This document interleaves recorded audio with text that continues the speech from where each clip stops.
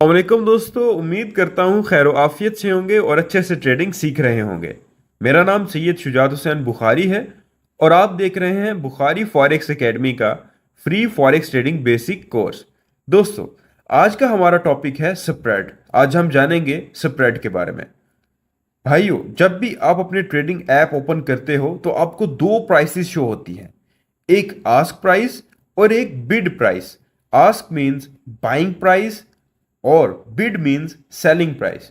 ये दो प्राइसेस आखिरकार क्यों होती हैं? बेसिकली मार्केट में किसी भी करेंसी की या पेयर की प्राइस एक ही होती है, लेकिन जब आप अपनी ट्रेडिंग ऐप खोलते हो तो दो प्राइसेस क्यों शो हो रही होती हैं? फॉर एग्जांपल, पाउंड यूएसडी की एग्जांपल ले लेते हैं, जीबीपी यूएसडी की बाय प्राइस है 131,500, जबकि अगर हम सेलिंग प्राइस को देखें तो वो 131,450 है, यानी 5 पिप्स का फर्क है। बेसिकली देखें, अगर आपने फिजिकली डॉलर या कोई भी करेंसी एक्सचेंज में जाके खरीदी है तो आपको एक चीज आपने नोटिस की होगी कि अगर डॉलर का रेट सरकारी तौर पे है 300 रुपए, तो आप जब करेंसी खरीदने जाएंगे, डॉलर खरीदने जाएंगे, तो एक्सचेंज आपको 302 रुपए का डॉलर देगा।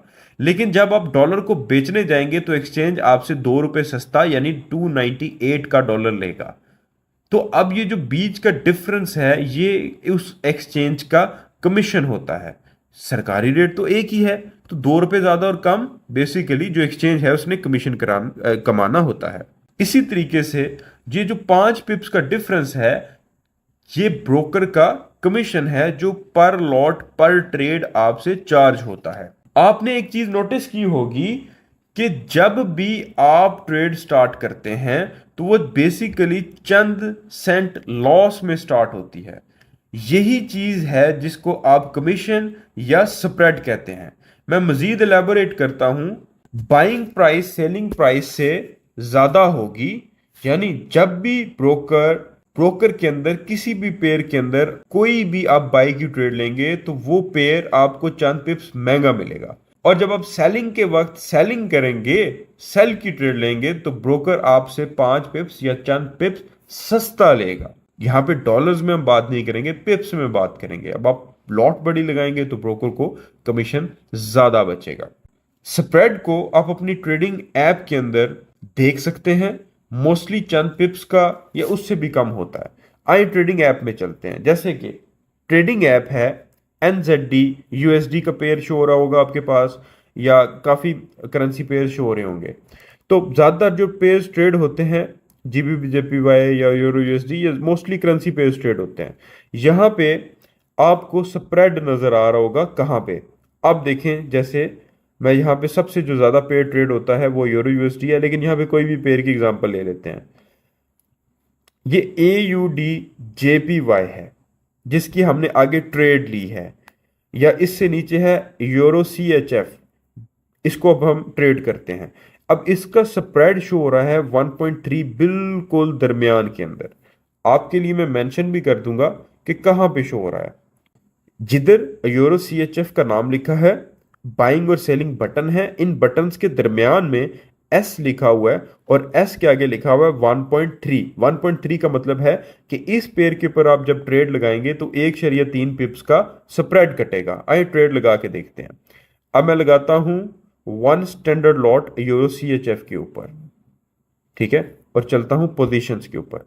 तो आप देखें स्टैंडर्ड लॉट लॉस में स्टार्ट हुई है $23। अच्छा, ये जो स्प्रेड होता है ये चेंज होता रहता है। अभी हम जब देख के आए थे तो 1.2 था, उसके अकॉर्डिंग जो लॉस होना चाहिए था वो कम होना चाहिए था, लेकिन ज्यादा हुआ क्योंकि ये फ्लोटिंग होता है, लॉस प्रॉफिट जो है वो चेंज होता रहता है।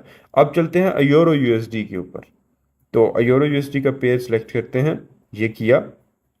यहाँ पे हम 0.01 की लॉट लेते हैं, पोजीशंस में जाते हैं तो आप देखें 12 सेंट ट्रेड लॉस में स्टार्ट हुई है, ठीक है।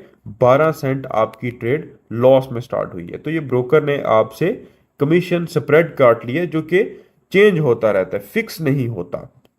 और जो आपका स्प्रेड होता है जब आप ट्रेड कट करते हो तब फाइनल होता है।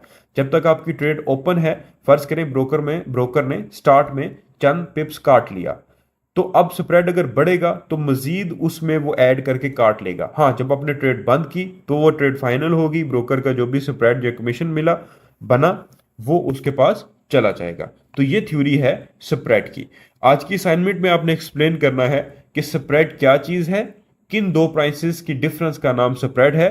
कोई एक आपने रियल लाइफ एग्जांपल देनी है जैसे मैंने एक्सचेंज की दी है, और आपने अपनी असाइनमेंट सबमिट करवानी है। याद रखें, असाइनमेंट करना जरूरी है।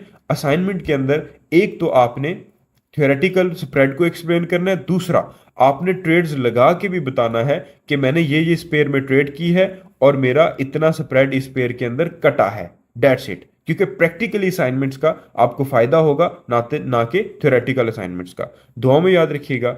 अल्लाह हाफिज।